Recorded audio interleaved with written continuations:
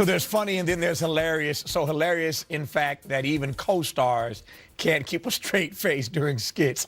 That just about sums up the comedic talents of one Tim Conway, whose brilliant work in the Carol Burnett Show remains the standard by which all sketch comedians are measured. He's won 6 Emmys, been inducted into the Television Academy's Hall of Fame, and has written an autobiography titled What's So Funny? My Hilarious Life. Before we begin our conversation, first a look at a skit from the Carol Burnett Show, which goes on a little longer than the producers had intended, but that was because Carol and Vicky couldn't stop laughing. I was at this freak show one time, and I saw these Siamese elephants.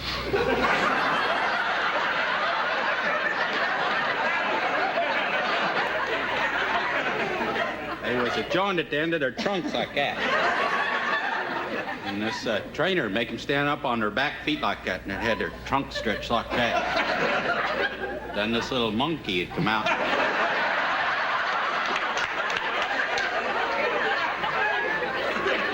There and dance a merengue right out there. I kind of felt sorry for them. They couldn't go like the other elephants when they go. All they could do is just blow and go north.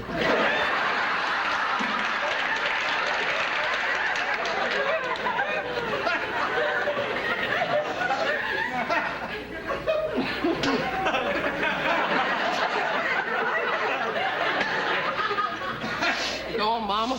You sure that little hole's through?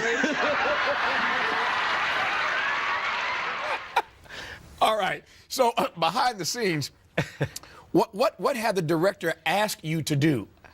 Just say elephant, because we're running very long in this show. So I wanted to fill the people in on what else we're talking about and doing there. So you're up against the wall on time. He just says, Yeah. Tim, can you just say elephant? Right. And all of this just ensues. Yeah. And then we were very, very long. And I blame the director for that. But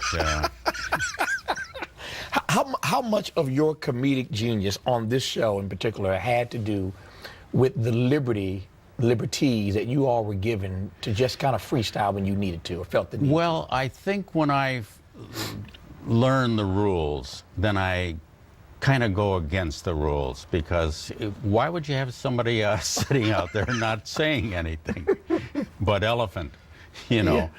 So I try to fill in those blanks. Yeah. A lot of times it doesn't work out because people are doing this. Yeah. And but it's not my show, so why would I worry? Yeah. I downloaded this. I printed this out because it was so hilarious to me. I wanted to just kind of share with the audience what your personal biography says. So this is Tim Conway's personal biography, and I'm literally reading this.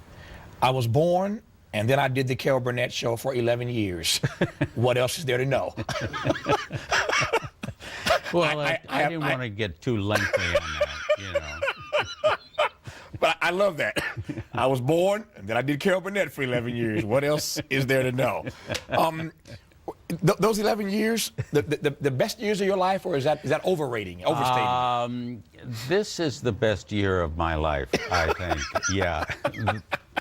As you near the end, and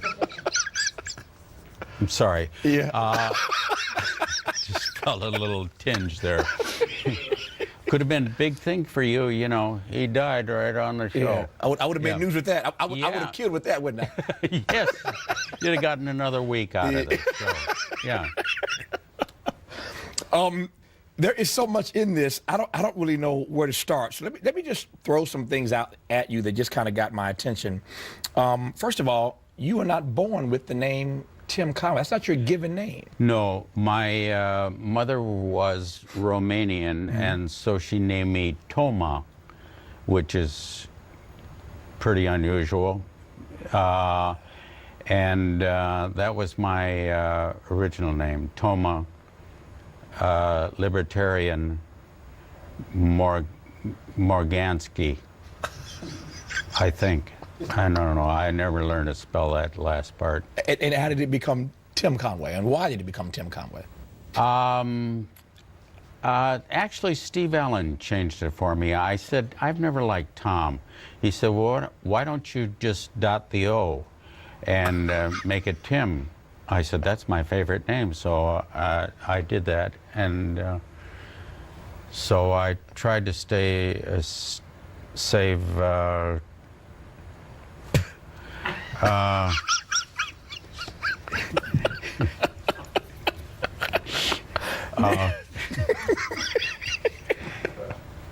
this is why I don't have a talk show. Yeah. Can't talk.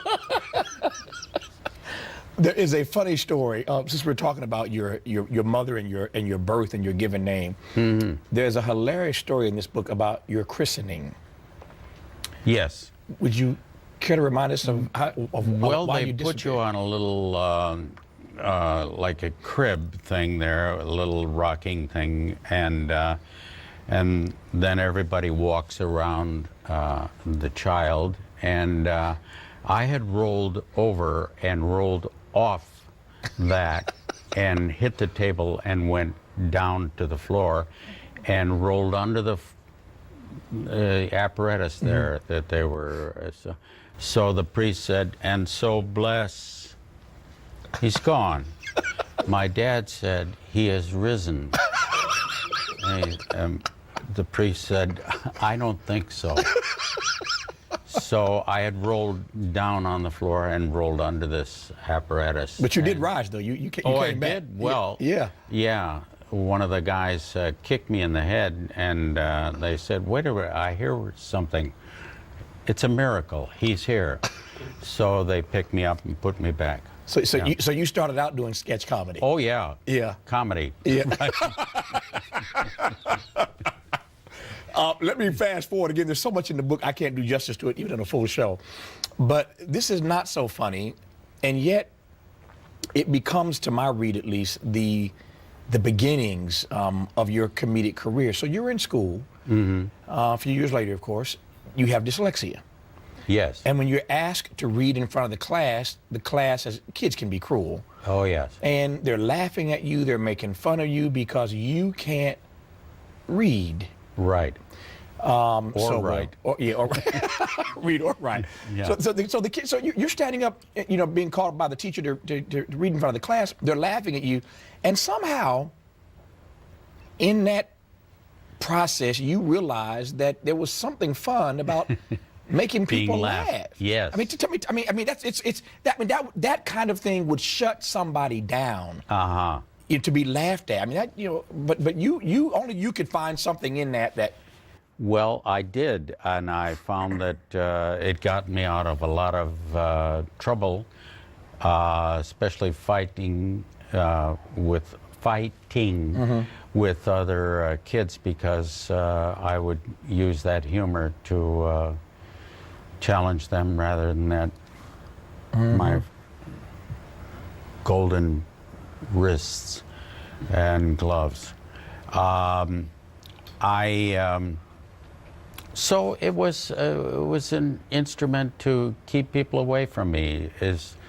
You can't hit a guy who's being funny, I don't think. So This is always so fascinating to me. I mean, Bob Newhart. not to me. Well, maybe not to you. Yeah. Newhart may be the only comedian I can think of immediately. I'm sure there's somebody else I've talked to over the years, but Newhart comes to mind rather immediately, and he was the only person I can think of who ends up in comedy that doesn't have some strange story about how comedy kept them out of trouble or got them. I mean, Pryor is the penultimate example.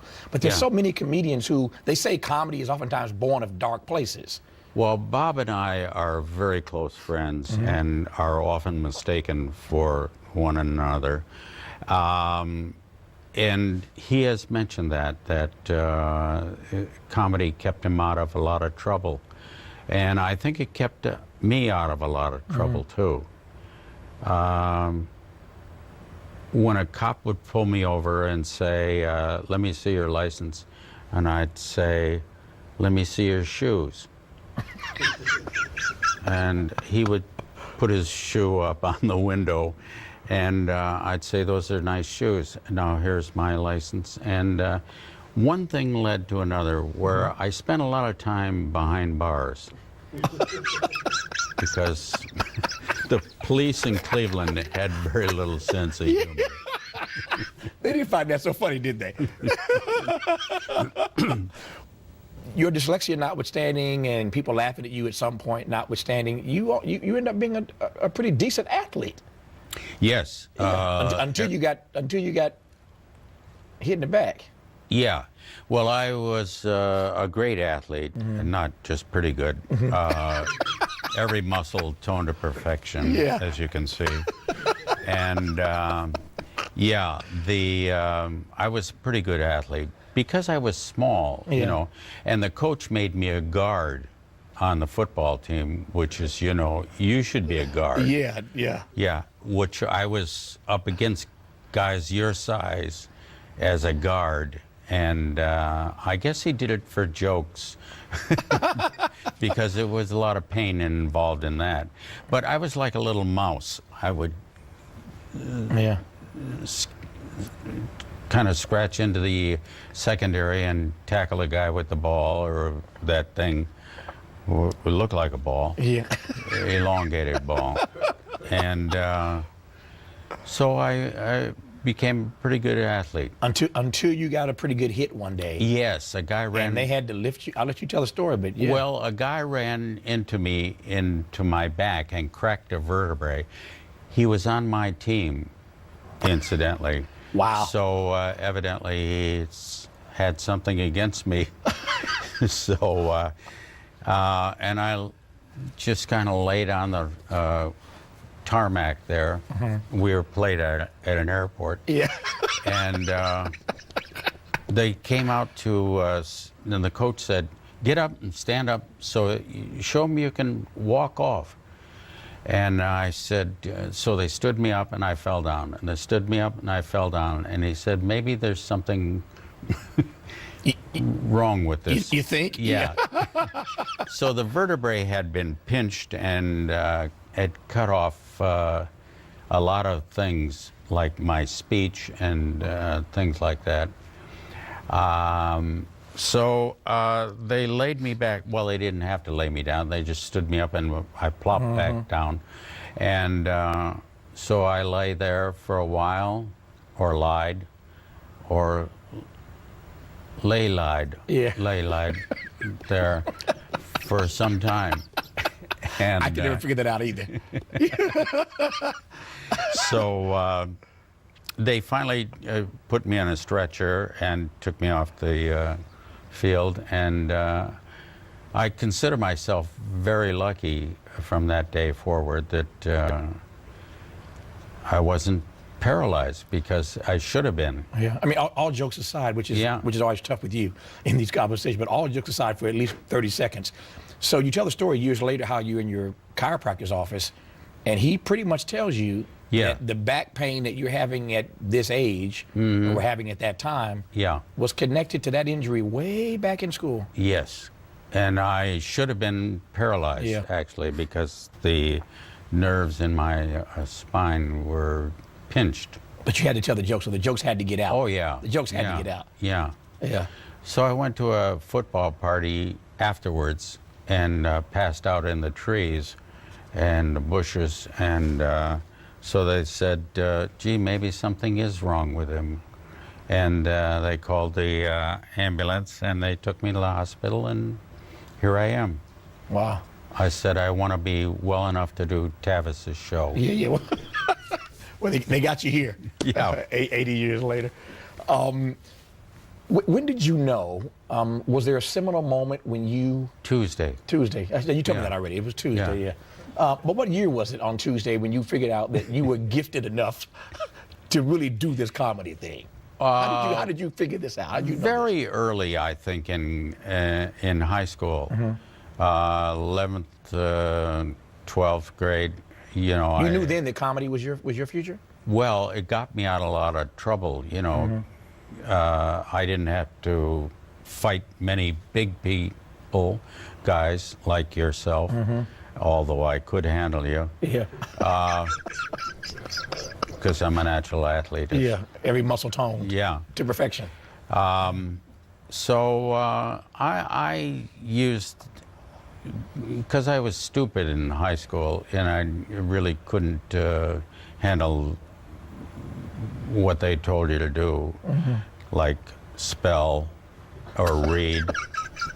And so I used the I would have been, on a stretcher trying to read if I hadn't gotten up and walked off that field. How then, I'm fast forwarding again, how then did you roll out this career? What do you regard as, again, seminal moments that got this career really moving here in Hollywood? Well, people laughed at me because I couldn't pronounce names and I couldn't read aloud without putting words into sentences which were never there. I was reading out loud one time in class, and I was reading about President Eisenhower, and I read the sentence, he wasn't in bed with the nurse, but I said he was in bed with the nurse, and they said, President Eisenhower, was it? And so, I just went with it. Yeah. You went with the bit. Yeah. And did it kill? Oh, yeah. Yeah. Yeah. So. To what degree would you attribute your success to the physical part of your comedy? Because you can you can kill with one-liners all day long, but so much of what I think people love you for and regard you for, certainly in the Carol Burnett years, was there so much physical comedy too as well? Well, I was a great athlete. Yeah. I really was. Yeah. And my mother, who was my wife, Yeah. my mother took in my pants, so my uniform looked pretty swift. Right. And I was probably the best looking guy on the football team. So you were a great athlete and really good looking. Oh, yeah. Okay. Yeah. Yeah. And a great helmet. Yeah.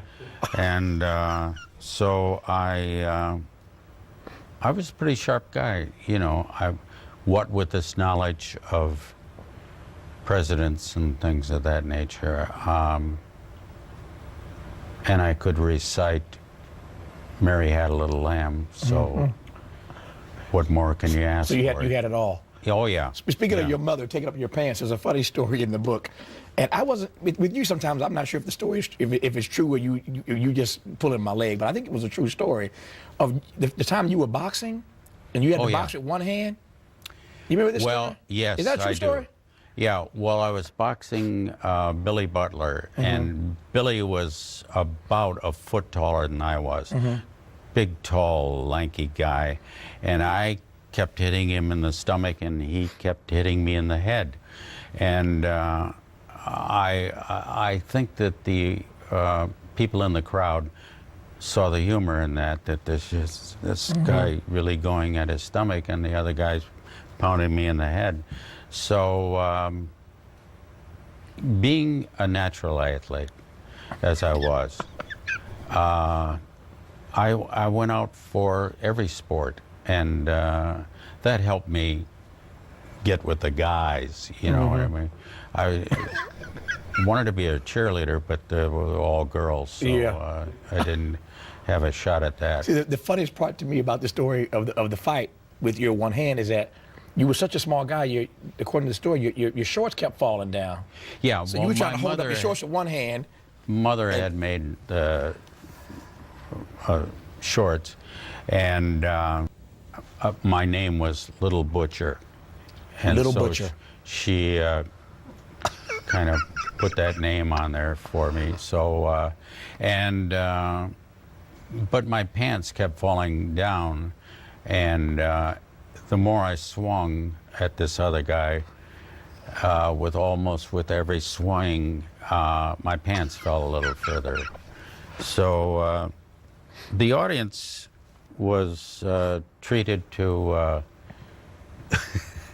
a newborn baby, actually. So I just went with it, you know. Mm-hmm. That's comedy. You got to go with it. Oh, yeah. Yeah. Yes. Jonathan, I don't know if you can see this now. Can you get that? Can you zoom in on that photo? This, yeah. I'm putting this up because that's such wonderful haberdashery you're wearing there. The lines are so nice and the design is so pristine and so clean. I raise that because you're also a tailor. You're a great athlete. You're a good-looking guy. Your mother was a seamstress, and you're a tailor. And she taught me how to. I made that jacket. Yeah, put that back on again, Jonathan. I want you. Yeah, he made this. It is one of a kind, I must say. Yes, it certainly is. It is one of a kind. Yeah, one sleeve is longer than the other. Yeah, too. Yeah. But I made a lot of clothing that I wore in school, just for laughs. Yeah. What has been, for all these years, you've been at this 60 years now as a professional, essentially. What has been the joy for you in making us laugh? What have you gotten? I know what I've gotten out of watching you, but what do you get out of making us laugh? Very little. Yeah. I'm busting my hump, making you laugh, and you get nothing out of it. You get nothing out of it. Yeah. Yeah. The enjoyment of seeing an audience. Yeah. And knowing that they're laughing, and it's hard to be sad when you're laughing. So I enjoy making people happy. Yeah. Yeah. And you know, while you could be resting on your laurels now, you every time I look up, I see you popping on some other show as guest appearance here, and a lot of times they don't want me. Well, you know, for instance, this show, I've been standing outside that door for almost a week now, saying, "Could I go in and talk to you?" We just had a hole in the schedule today, and we slotted you in. Yeah, right. Yeah. Well, yeah, thank goodness somebody got sick. Yeah. So I couldn't stand here another week. So that's pretty much what I did. Just waited around for somebody to puke and jump in there and take that spot. I love seeing you and Ms. Burnett, who's been a guest on the show a number of times. The two of you were on, I saw an episode of Hot in Cleveland. Oh, yes. That was funny. Yeah. That was funny. Yeah. You guys were reunited as it Oh, were. yes. Yeah. I am from Cleveland, well, the outskirts of Cleveland, Chagrin Falls. And so it was good to be home again. Yeah. Although it was filmed out here. Yeah. They had pictures of Cleveland. Pictures of Cleveland, yeah. Yeah. My time is up, and that's a shame, because I could do this all night. My nose is running. I've been laughing so hard for the last 30 minutes. And so it's been my honor to have Tim Conway, great athlete, toned to perfection every muscle of his body, awesome tailor, sometimes comedian, and once every blue moon author of a new text called What's So Funny? My Hilarious Life, with a hilarious and lovely foreword by his dear friend Carol Burnett. Oh, What a delight to have you on this program, sir. Never liked her. Yeah. Isn't that amazing? Thank you for the time. Well, okay. I appreciate it. Thank you. That's our show for tonight. Thanks for watching, and as always, keep the faith. For more information on today's show, visit Tavis Smiley at pbs.org.